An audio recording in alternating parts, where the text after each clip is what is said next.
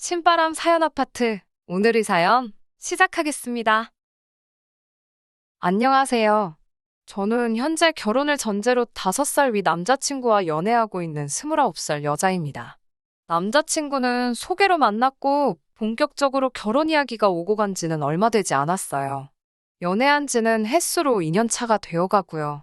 결혼 이야기가 오간 지 얼마 되지 않은 만큼 아직 결혼을 위해 따로 진행된 건 없습니다. 양가 부모님께 서로 인사드리기만 했고 상견례나 뭐 이런 것도 아직 안 한 상태고요. 양가 부모님의 반대가 있는 것도 아니고 오히려 응원받으며 잘 만나고 있었습니다. 처음부터 결혼을 결심하게 된 계기도 남자친구가 연애하면서 저한테 잘하는 모습만 봐왔기 때문에 남자친구의 청혼에 응한 것이었어요. 결혼은 현실이라는 말이 막 와닿는 하루입니다. 연애하면서는 정말 좋은 것만 보러 다니고 맛있는 거 먹으러 다니고 했기 때문에 서로의 가치관이 이렇게 다를 것이라고는 상상도 한 적 없습니다. 사실 연애를 막 시작했을 당시에는 남자친구와 결혼까지 할 거라고는 생각도 해본 적 없습니다. 제 나이가 어리기도 했고 남자친구도 연이은 취직 실패에 공무원 준비를 하다가 여러 번 낙방을 한 뒤 평범한 중소기업에 취직해서 다니고 있었거든요. 주변 지인들에게서는 남자친구가 저와 나이 차이가 많이 나는 것에 비해 하는 일이 별 볼 일 없다, 집안 차이가 조금 나지 않느냐, 이런 말들로 제가 훨씬 아깝다는 듯한 이야기들을 몇 번 들은 적이 있어요. 하지만 단지 지금 버는 돈이 적다고 해서 2년이 가까운 시간을 함께한 사람을 휴지 조각 버리듯이 버리고 싶은 마음도 없고, 결혼을 하고 나서라도 연애할 때처럼 저를 항상 웃고 즐겁게 해주기만 한다면 돈만 있고 사랑이 없는 결혼보다 훨씬 더 가치 있는 일이라고 생각했습니다. 하지만 가치관이 차이 난다는 것만으로도 이렇게 하루아침에 사람이 달라 보일 수 있는 일인가 싶어요. 저희 집이 떵떵거리면서 살 정도로 엄청난 부자 집안은 아니지만 맞벌이 하시는 부모님 아래서 부족함 없이 자라왔습니다. 저희 어머니 30년간 쉬지 않고 일해오셨고 이제 퇴직을 앞두고 계십니다. 아버지는 몇 년 전에 은퇴하셨고 노후 대비도 다 되어 있는 상황이지만 어머니께서 저 시집가기 전까지는 세상이 어떻게 될지 모른다며 계속 일해오고 계셨어요. 저희 아버지는 7남매 중 막내인데 제가 봐도 대단하다 싶을 정도로 친할머니에게 정성이셨어요. 형제 중에서도 제일 효자였고 제일 성공했습니다. 제가 어릴 때부터 봐온 거지만 친할머니는 장남이 잘 돼야 된다며 지원을 큰아버지에게만 해주셨습니다. 할머니는 전쟁 직후에 할아버지하고 서울로 올라오셔서 자식들 키우면서 안 해본 일이 없다고 들었고 이후에 식당을 시작하게 되고 나서 큰 돈을 벌었다고 들었어요. 지금은 없지만 할머니 이름으로 건물도 몇 개나 있었다고 들었고 그것들은 전부 다 큰아버지들이 사업한다고 이리저리 건드리다가 다 날려먹은 거로 알고 있습니다. 아버지는 할머니 재산으로 뭐 하나 해보신 적 없어요. 아들인데다가 막내라서 고모들과는 다르게 대학까지는 지원을 받으셨지만 엄마 말로는 저 태어나기 전에 두 분이 자리 잡기 전 경제적으로 조금 힘들던 시절이 있었는데 그때부터도 큰아버지 챙기신다고 뭐 하나 제대로 지원받은 적이 없다고 합니다. 그런데 아이러니하게도 할머니 지원을 받은 큰아버지들은 하던 사업이 망해서 지금은 전국으로 뿔뿔이 흩어져 있는 상태고 그나마 착실하게 대학 졸업하고 회사 생활 하시면서 안정적으로 돈을 모은 저희 아버지가 형제 중에서는 가장 잘 풀린 케이스였습니다. 지원받은 거 하나 없으셨으면서도 아버지는 할머니한테 참 잘했어요. 할머니는 그렇게 쌓아두신 재산을 다 날리고서는 서울 변두리에 있는 연립주택에서 전세로 살고 계시고 거주하시는 전셋집도 저희 아버지가 대부분의 돈을 내서 도와드린 거였습니다. 아버지가 잘하는 만큼 엄마도 할머니에게 참 잘하셨어요.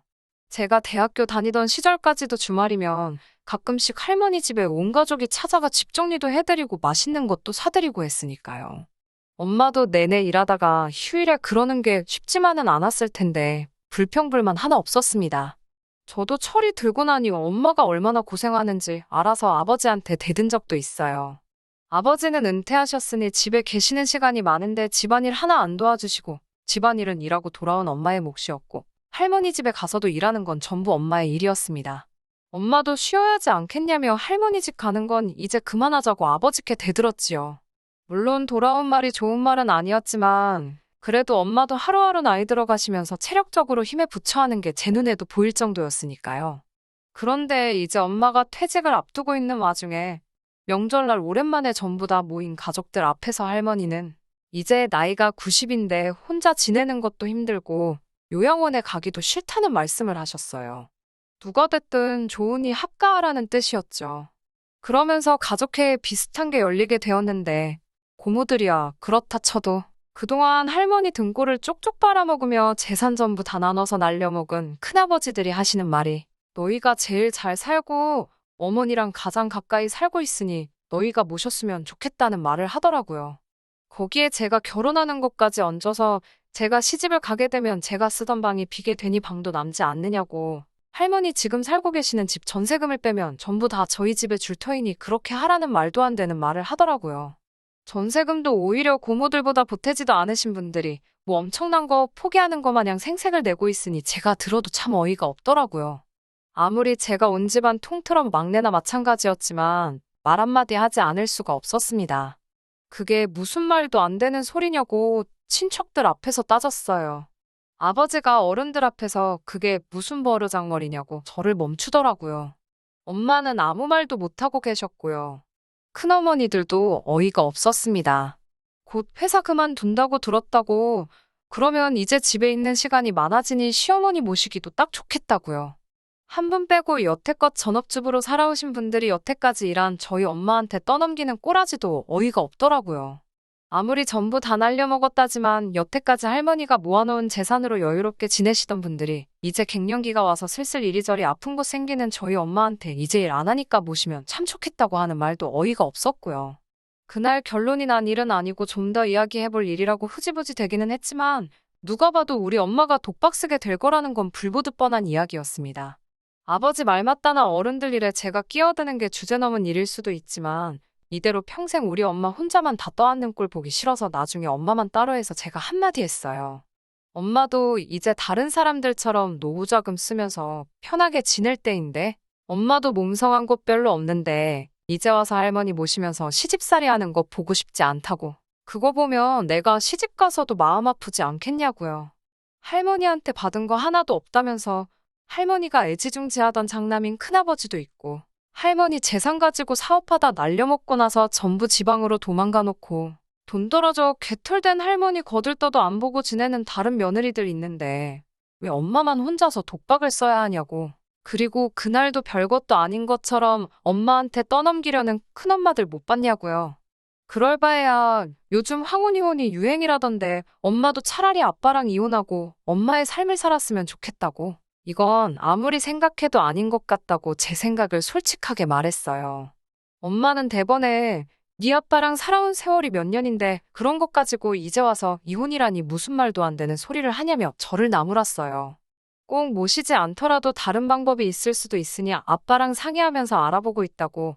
할머니 전세금에 형제들 십시일반해서 우리 집 근처에 방 하나 얻어드리는 것도 생각하고 있고. 할머니 나이가 이제 90인데 이런 말 하면 안 되지만 얼마나 더 사시겠냐고. 오죽 외로우시면 저러시겠냐고 아직 은퇴 안 했다 생각하고 몇 년만 더 고생하는 것은 일도 아니라고 하셨어요. 사람 좋은 게 나쁜 건 아니지만 참 답답하다는 생각이 들었어요. 집안일이라서 사실 동네방네 떠들고 다닐 만한 일은 아니지만 저도 워낙에 답답한 나머지 남자친구와 데이트를 하다가 고민이라는 식으로 이 사실을 털어놓게 되었습니다.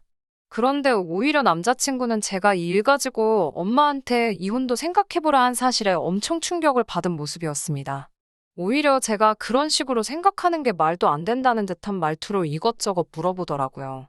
처음에는 이혼이라는 말을 어떻게 그렇게 쉽게 꺼내냐고 믿음이 안 간다면서 반대로 입장 바꿔서 생각해보라고 너는 너네 부모님들이 그러신다고 해도 똑같이 모실 생각이 없는 거냐고 물어보더라고요. 저희 부모님 맞벌이 하시면서 노후 준비도 완벽하게 되어 있으시고 저한테 손 벌리실 일 절대 없다고 대답하니 사람 일이 어떻게 될지 모르는 거 아니냐고 하더군요. 그러면 반대로 엄마가 모시는 게 시어머니가 아니라 외할머니였으면 아빠한테 엄마랑 이혼하라고 할 거냐고 또 묻더라고요. 저희 외할머니는 5년 전에 돌아가셨고 할머니 요양원 가기 싫어서 자식들한테 신세 지려는 것과는 다르게 요양원에 들어가셨고요. 요양원 계실 때도 저도 엄마 따라 몇 번 다녀와 봤는데 뉴스 같은 데서 나오는 것과는 다르게 괜찮았거든요. 꼬치꼬치 묻는 질문들에 전부 대답을 하기는 했지만 기분이 조금 그랬어요. 제가 고민이라고 남자친구한테 털어놓은 요지는 이렇게 우리 엄마가 힘들었고 친척들이라고 있는 게 다들 남 일인 것 마냥 우리 엄마한테 떠넘기기 바쁜 모습이 너무 실망스럽고 한편으로는 너무하다는 말을 하고 싶었던 거였거든요. 그런데 남자친구는 집요하게 왜 우리 엄마가 할머니 모시는 걸 가지고 제가 나서서 이혼을 하라 마라 하느냐. 그게 너가 기분 나쁠 일이 뭐가 있냐 말하더라고요.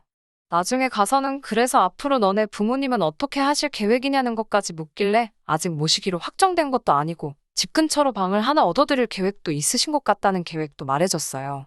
그랬더니 남자친구가 그건 조금 아니지 않냐고 반대를 하더라고요. 누가 보면 우리 엄마가 이혼하는 거를 남자친구한테 허락을 받아야 하는 것처럼 보일 정도라는 생각이 들었어요. 남자친구는 자식된 도리로 부모님을 모시는 게 당연한 거 아니냐고 말을 하길래 그때부턴 저도 남자친구 반응에 기분이 되려 안 좋아져서 자식된 도리로 부모님 모시는 게 맞으니 아빠 혼자 모시면 되는 거 아니냐. 엄마가 할머니 자식도 아니고 며느리일 뿐이고 할머니 모시게 되면 집안일이고 할머니 수발 드는 것까지 다 엄마 몫이지 아버지가 하는 게 아니지 않느냐고 쏘아붙였어요. 그 말을 듣더니 남자친구가 그건 아닌데 라고 말하며 참 걱정이 된다고 하더라고요. 자꾸 자식된 돌이 운운하면서 오히려 저희 친척들 편을 드는 것 같은 모습에 이 사람이 지금 왜 이러나 싶더니 남자친구가 그러는 이유는 따로 있더라고요. 그러면서 구구절절 자기 어머니 이야기를 꺼내더라고요. 남자친구와 결혼 이야기가 오고 가는 중이었으니 저한테는 예비 시어머니 되실 분이지요. 아무튼 본인 어머니가 어떤 삶을 살아왔고 얼마나 힘들었는지 주절주절 말을 꺼내기 시작했어요. 본인 어머니, 아버지가 IMF 때 구조조정을 당하면서 이후에 하는 일마다 다 실패하는 동안에도 자식들 굶기지 않겠다고 온갖 굳은 일 마다하지 않고 살아오셨다. 이제 나도 결혼을 하고 안정적인 상태가 되게 되었으니 이제는 효도를 하고 싶은데 너가 말하는 걸 보면 너는 부모님께 효도할 생각이 없는 사람처럼 보인다. 그게 참 걱정이다. 이런 식으로 말을 하더라고요. 자식이 다 컸으니 부모님께 효도하는 건 당연한 거고 저도 효도를 안 하겠다고 말하는 건 아니지만 남자친구가 말하는 안정적인 상태라는 말이 조금은 거슬리더라고요.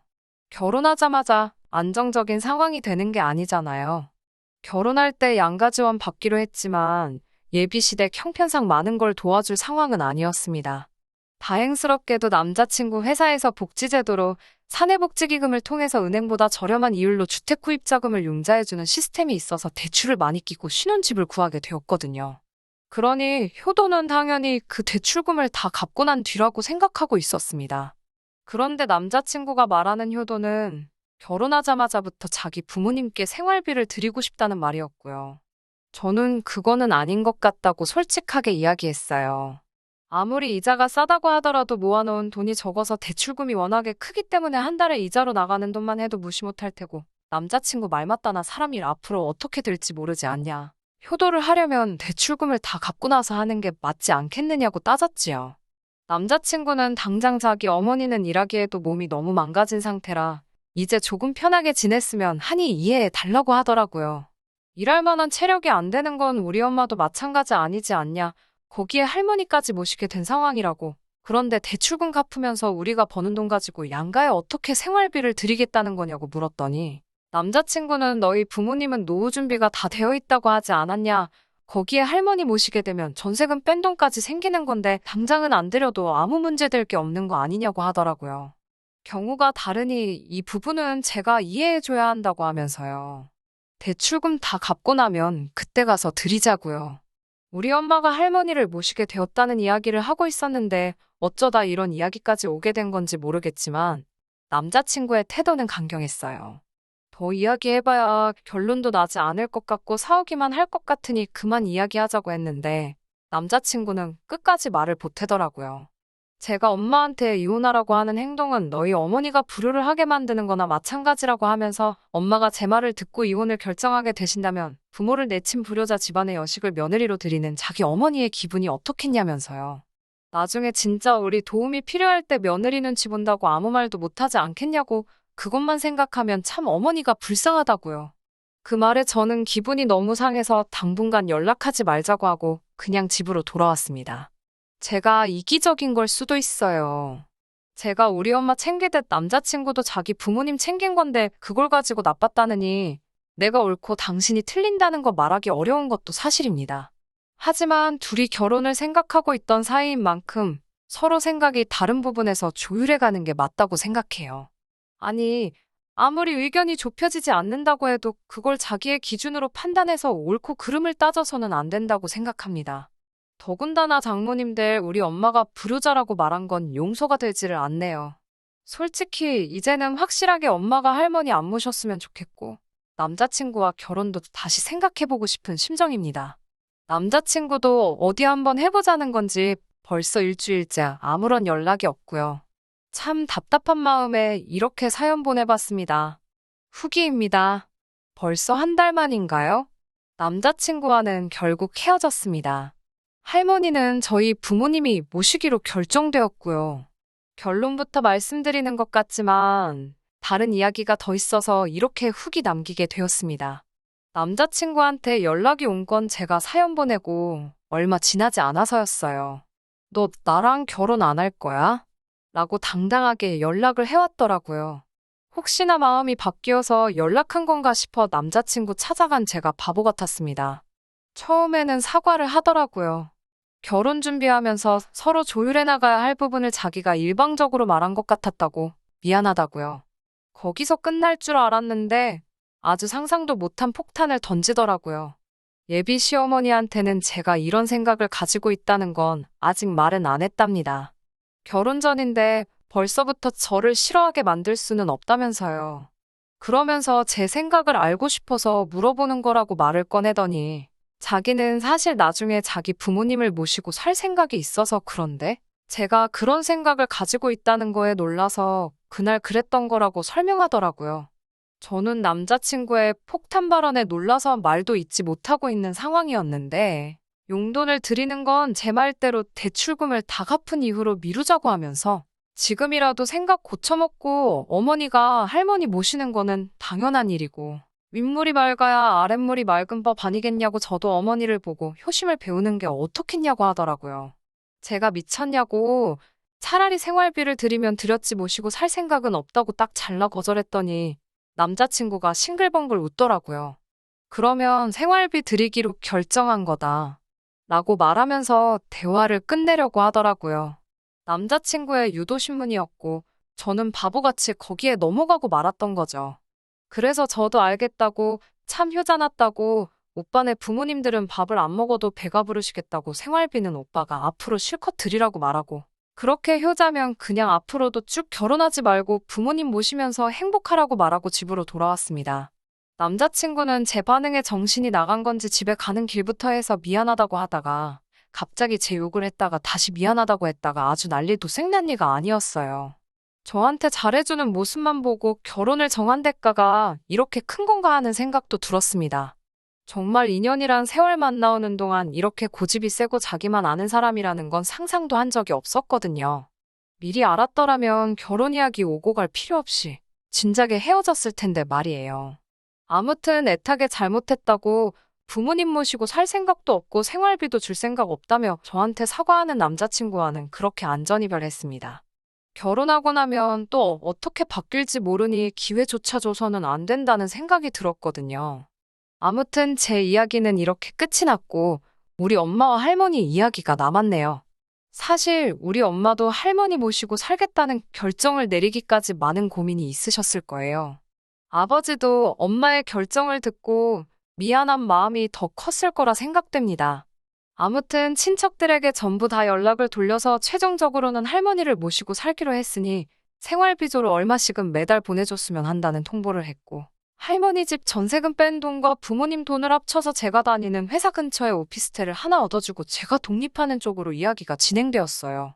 그런데 할머니도 생각한 것보다 고단수셨더라고요. 할머니도 다 생각이 있으셨던 거예요. 평생 일궈놓은 재산 날려먹은 자식들과 지원 한번 받지 않고도 끝까지 할머니 챙겨왔던 우리 부모님에 대한 건 이미 계산에 있으셨나 봐요. 그래도 자식이라고 뿔뿔이 흩어져서 제대로 자리도 잡지 못하고 사는 거 마지막에는 신세지고 싶은 게 아니라 도와주고 싶었던 마음이 크셨나 봐요. 사실 할머니가 큰아버지들 때문에 개털이 되기는 했지만 그 와중에도 마지막을 위해 숨겨둔 건물이 하나 있으셨던 거예요. 마음 같아서는 당장 저희 부모님한테 물려주고 싶었지만 그렇게 했다가는 자식들끼리 분란이 일어날 거라는 생각에 마지막에 자기를 모신다고 하는 자식에게 남은 재산을 전부 물려주실 계획이셨던 거예요. 그리고 자기를 나서서 모시겠다고 할 사람은 우리 부모님이 유일할 거라는 것도 알고 계셨고요. 할머니는 모시기로 결정했다는 말을 들으시자마자 우리 부모님, 특히 엄마한테 정말 고맙다고 말을 해주셨어요. 그리고 저희 집에 들어가 살 생각 없고 요양원을 들어갈 생각이라고 말씀하시더라고요. 애초부터 같이 살 생각은 없으셨던 거예요.